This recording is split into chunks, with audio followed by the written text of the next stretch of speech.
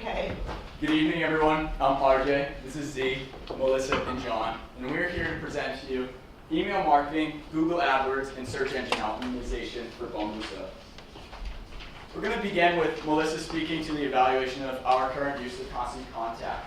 John's going to come in and talk to us about the keywords that Bambuser can leverage in order to increase SEO. Z is going to do the same and elaborate on what tools we can utilize for SEO to better Bambuser in its placement. So first I'll talk a little bit about the use of Constant Contact. So first, some of the good things that Bambuser is leveraging with this online marketing tool. The email strengths. So there's a higher response rate to surveys and calls to action in emails, where customers are engaged, they're asked for their feedback or opinion. For example, the May 2012 Trees for the Future survey, where Bambuser asked its contacts where trees should be planted. And it garnered a pretty decent open rate relative to its benchmark. And also asking to vote for Bambuser in industry polls, such as a campaign for Safe Cosmetics, as well as the example here is the Cribsy. So the emails are very engaging in that they come from Sonia. They come from her voice as a mom, as a small business owner. The content also highlights the environmentally responsible brand, and it also sort of highlights the endorsements from some of the third-party issue groups like the Campaign for Safe Cosmetics. So now we're going to talk a little bit about email performance. So Bambuser's email metrics are about 2 points below the industry benchmark, and that industry benchmark is based on the goods, products and services industry. So it's not clear exactly if that is in complete alignment. However, if you look at the graph here, you'll see that the blue and the red representing the industry open and click rate, and the green and orange Bambuser's open and click rate. It actually varies pretty much. And it really depends on the email, the size of the list it was sent to, and the messaging. So in order to take advantage of that variability and really flesh out what's going to work best, we have some best practices to recommend. So segmentation. Segmenting your audience is extremely powerful and important. Not only does it speak to them and make a stronger connection with them, but it also lets you isolate those particular segments of your market and learn more about them.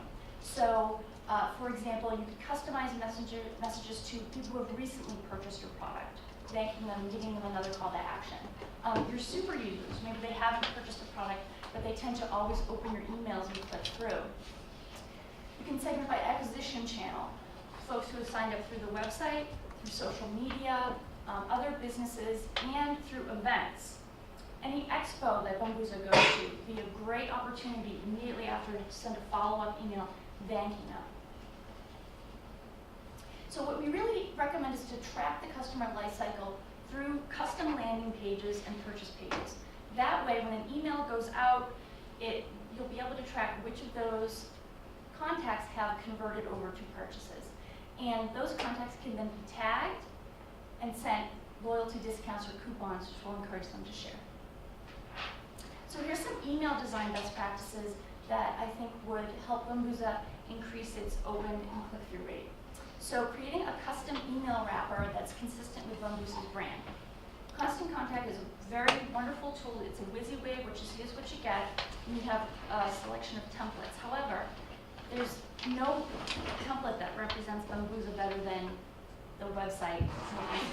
So they actually do provide a service where, for a fee, which I think our recommendation would be worth the investment, to create a custom wrapper from Bambuser.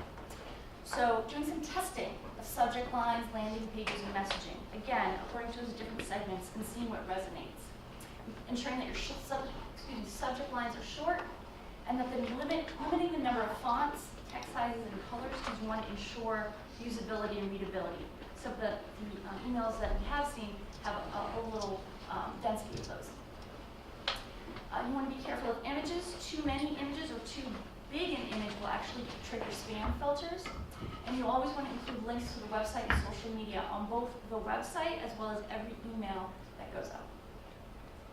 And finally, some room for growth with Constant Contact. We recommend really looking into the social campaigns feature and seeing how it integrates with the constant contact tool. You know, it sounds like based on Gail's presentation that that's where constant contact is moving, so it might be a tool worth leveraging now to see how effective it is. All right, so time to talk about some keywords. So to start, I'm going to talk a little bit about the background. So right now, I use a tool called Search Engine Marketing Rush, SEMrush. And what this tool does is very similar to Google Analytics, except it actually gives us a ranking overall on how we're doing with driving traffic through search engines. As you can see there, not very good, being 1,145,000 ranked in terms of being able to bring in traffic. Natural traffic to our site through the search engines, we only had 129 people come to the site last month. So we really need to start building a following this way. So the way that we started to think about keywords was we decided we had 4 criteria that most keyword searches go through. We wanted a high number of local monthly searches. Right now, global monthly searches we can kind of push to the side as we're just concentrating on the US market. We wanted relevant content, so even though you may type in like natural bamboo products into Google, a lot of things come up in the keyword search that aren't necessarily relevant to our product. For example, diapers, while we do baby care, diapers aren't really relevant to what we're selling on the site, so we wouldn't try to rank for diapers. But what we do find is there are other words that can drive traffic and that our products relate to. We'll talk about that in the next slide. You can go back just one second. So then the next is competition. The last group talked about having low competition, being able to attack those keywords. Google actually has an index where if you pull the site into Excel, not the site, the entire filter, if you pull that into Excel, you can sort by the actual competition, and it's ranked on a scale of 0 to 1. So what we can do is actually take the large number of local monthly searches and then sort by competition. Competition relates directly to